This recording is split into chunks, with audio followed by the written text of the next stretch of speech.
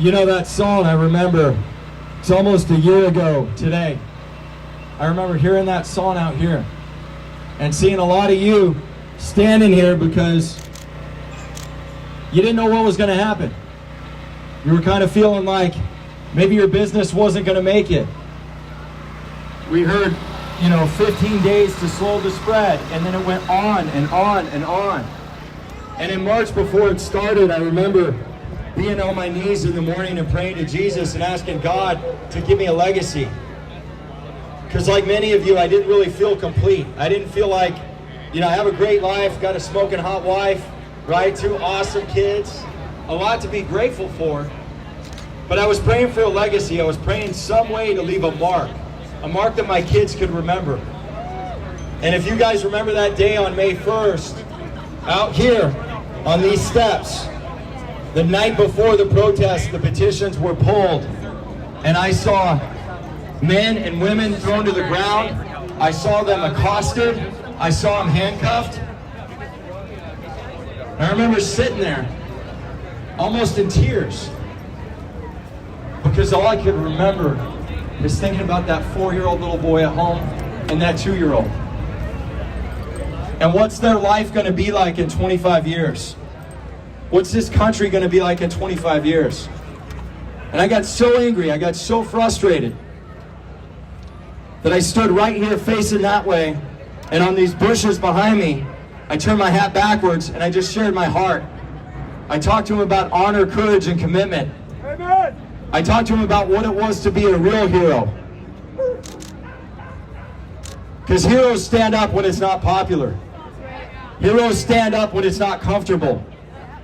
And they lean in. And so I know you guys have been fighting for 9 months. How many people are tired? Raise your hand if you're tired. Some people are tired. And I've been all over the country, but you know what gives me resolve? You know what makes me fight and not want to give up? You know what makes me want to lean in and get a little bit more pissed off? It's thinking about the 17,046 Marines, sailors, Airmen, Air Force, Coast Guard that gave their life the last 10 years, and the flag-draped coffins that came home because they took a stand for us. And guys, patriots, now it's time that we're a stand for them. It's time that we're a stand for them, so we can no longer sit idly by and watch Adolf Newsom, watch the graffiti that's on the side of a public building, the fecal matter that's in San Francisco that Scott and I saw the other day, the woman injecting her arm right there in broad daylight.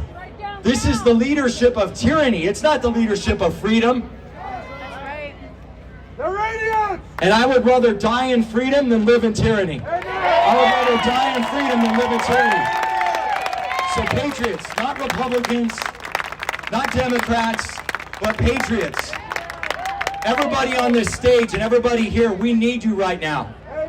We need you right now. I need you to get that second boost. I need you to get that second gear. I need you to lean into 4th gear, 5th gear. If you can get a 6th one, great, do it.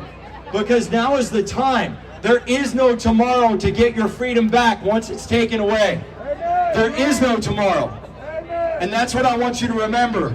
Think about what you can do, because I'm about solutions. And if you don't have a sit at the table, and pardon me for saying, ladies and gentlemen, and you're bitching, then you need to go back home.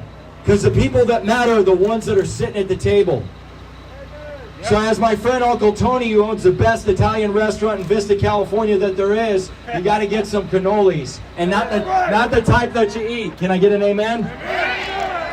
So what I want you to do is start learning your Constitution, because the guidebook to salvation is the Holy Bible, and that's the guidebook to Jesus. The guidebook to freedom is your state and federal Constitution. And most of us don't even know it. Most of us don't even know it. And our leaders sure as heck don't know it. Do you guys know that the lady with like 2 hair strands named Nervous Nancy that went in and got her perm done, right? She looks like a scraggly old dog. That woman called the police officers in San Francisco on us after we got a permit for a protest.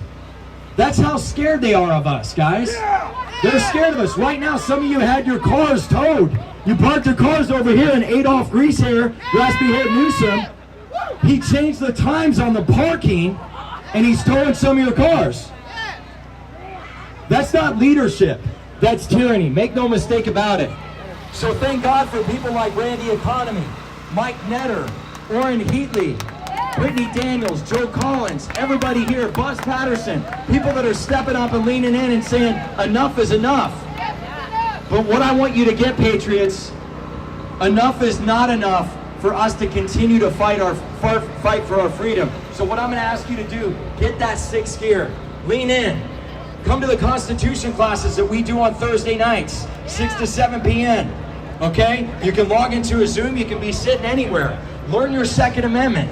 If you don't have a handgun, buy one. Not to incite violence, because just like air and just like your ability to worship Jesus or whatever you believe in, you have to learn it, you have to own it. And then the next thing I'm going to ask you to do is there were 165 vacant seats were socialist, Marxist, anti-Americans, not Democrats, because Democrats have a conversation and they want everybody to have rights. We don't have Democrats that are our arch enemy. We have communist anti-Americans. And so what I need you to do right now is think about the office you're going to run for. Is it going to be uncomfortable? Yes, it is. People are scared of three things in my 41 years on the planet: change, pain, and accountability.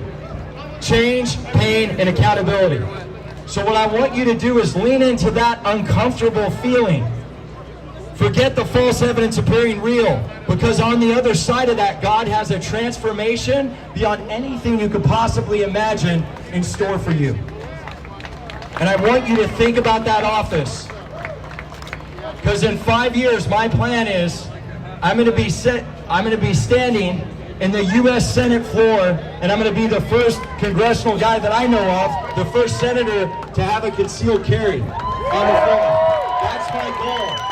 But I can't do it without everybody in here.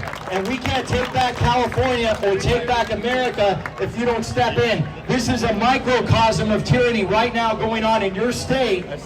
And if you allow it to happen and you sit on the sidelines, then you're complicit to endangering my kids.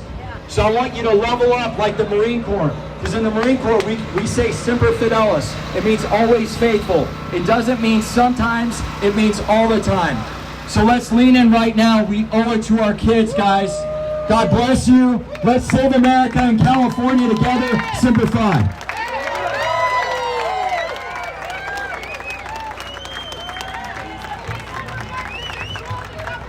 Make some noise for Dr. Cordie Williams. 1776, forever free.